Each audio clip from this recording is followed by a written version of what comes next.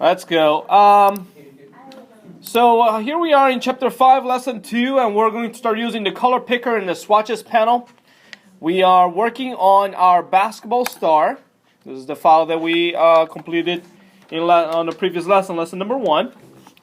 And just as a recap, we used the bucket tool, we used the eyedropper tool to sample the green color of the shirt of the little palm there, and then we used the color bucket tool to fill the background, the foreground color of the background layer. So now we have a background layer that is green, and we have a layer hoopster in which the kid is in. Okay, so we should be working on the layer.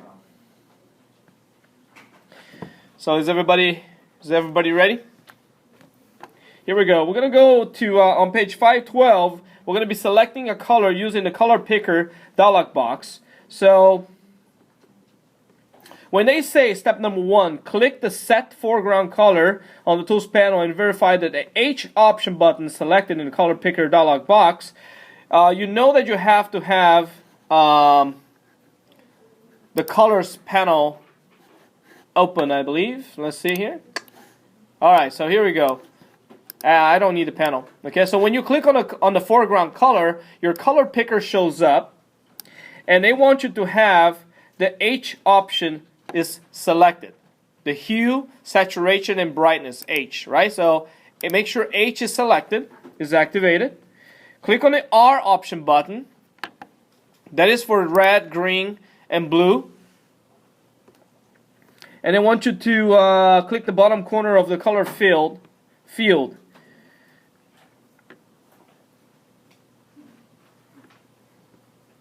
Bottom right. Okay, so they want, wait, hold on. They are going from the blue, so I'm actually have the wrong color on, so I'm gonna sample. Okay, I was doing something else, so I had red set up, but they are assuming that you have green. So how am I gonna fix that? If you're not there, is I'll get the color sampler, the eyedropper tool, click on the background, sample the green, click on the foreground color, and I should have the same thing that they have on the book now. Okay, and they want me to use the selection of the bottom right corner, right here, boom. And this is a purplish little thing. Yeah, okay. So anyways, I'll click OK. And now you should have a purple foreground color on your foreground color button. Opening your swatches panel, and I'll enlarge my panel here so I can see the rest. You're going to click the first swatch from the left in the third row. From the left in the third row, that happens to be green. But hold on, what tool am I supposed to be on here? Oh yeah, it is. I'm sorry, no. I have the eyedropper tool, first swatch from the left in the third row. That happens to the pastel yellow orange. Is that the same for you? Pastel yellow orange. Look for a color like this. You know, the position of this color is going to vary if your swatches panel is a different width. Pastel red or pastel red orange. Okay, it's gonna be before the yellow for sure. Look at my screen. Okay, so when you tooltip on this thing, you want to make sure. How do you get the tooltip to display is by hovering over and letting it sit. And then eventually a tooltip shows up and it tells you the color name. And they want you to find a pastel yellow orange, which is the one that I have right now, I believe. Pastel yellow orange. Okay, so mine is the third one. Regardless of where positioning is, you need to find it. Okay, so I click on this swatches and I go back to my paint bucket. So my foreground color now is that color,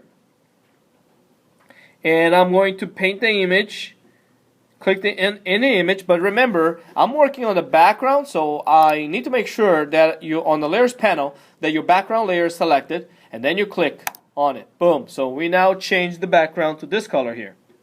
So this is how you change colors, how you load a tool with a color, and in this case we're loading the paint bucket tool with the color using the swatches panel. Okay, you also showed you that you are able to load the foreground color, the foreground color, load a tool with a color using a color picker as well. Okay?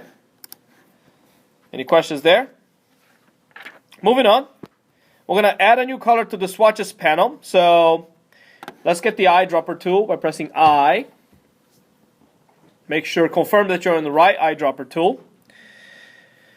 Oh man, we're going to have to get close. We're going to have to go to 310X, 348Y. So how do I know where that is? I'm going to control 0 this to get a little closer.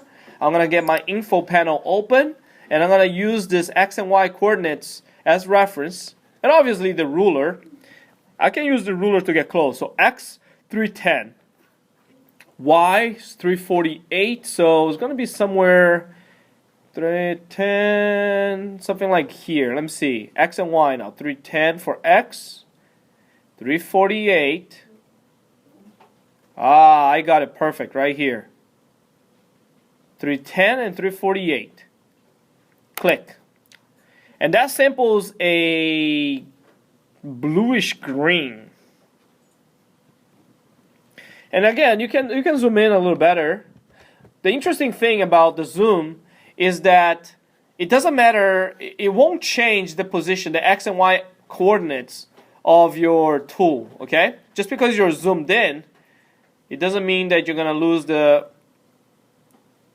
precision of where they want, what color you're sampling. 310 and 348, 310 and 348, okay? So it's going to be a shade of green. And then we're going to click. We're going to mouse over to the swatches panel.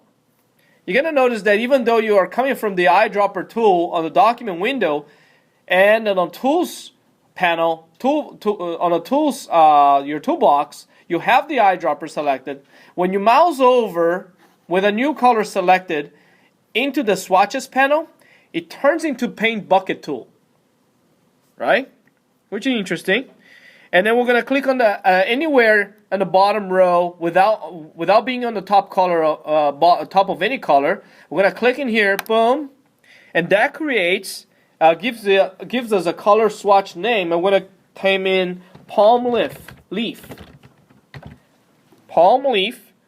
and then we're going to click on OK. And what that happens is it creates a new color on your swatch panel. So you can use now this color. Is a ready-made color. You don't have to resample this custom color from the picture. It's right here is a custom color. Okay? Save your work. Now the interesting thing about swatches, colors that you create in swatches, is that they are custom to the file that you're working on. If I open another file like the background, I don't know, what do I have working here? I have 42.psd. I don't remember what it is, but it's part of a kitchen table. Pay attention to my swatches panel. If I go to 42, oh, son of a gun is actually remembering. That's good.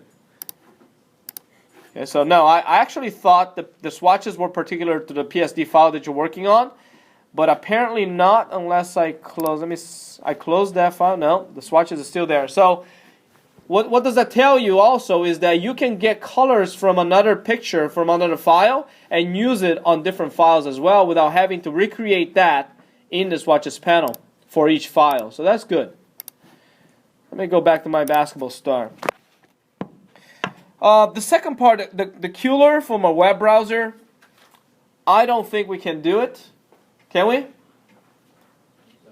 Because he asked for an Adobe ID.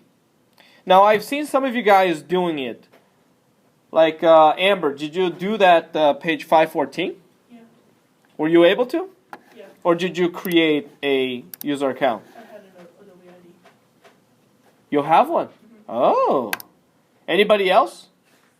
Anybody else did a 514? You did? Yeah. What did you do? You created a... Yeah, I did create an account. Yeah. So anyways, I'm just going to show you, but I'm not going to ask you guys to do this, okay? If you go to Cooler, just look at my screen here, cooler.adobe.com. Kuler is something that is sponsored by Adobe, and you can download color schemes from this.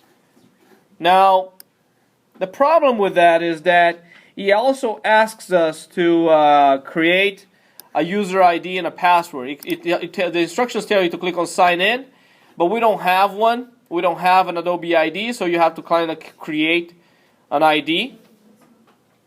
And we don't have any of that. Okay, so for the purposes of this class, if you've done pages 514 and 515, that is fine, but you don't have to. And in this case, I am not going to be looking at that, okay? Amber, do you end up using any of the colors? No, I finally logged in and finally found out how to get it onto the computer, and now you just said we don't have to use it. No, what I'm saying is, after you download the color scheme from Kuler, did you actually use the color? When I downloaded the scheme, it didn't appear in the file that it was supposed to, and I've been sitting here for 5 minutes trying to find the file. Oh. I had to move the file. And now you don't have to. All right. Okay, so we're going to go ahead and leave it at that. And that concludes lesson 2.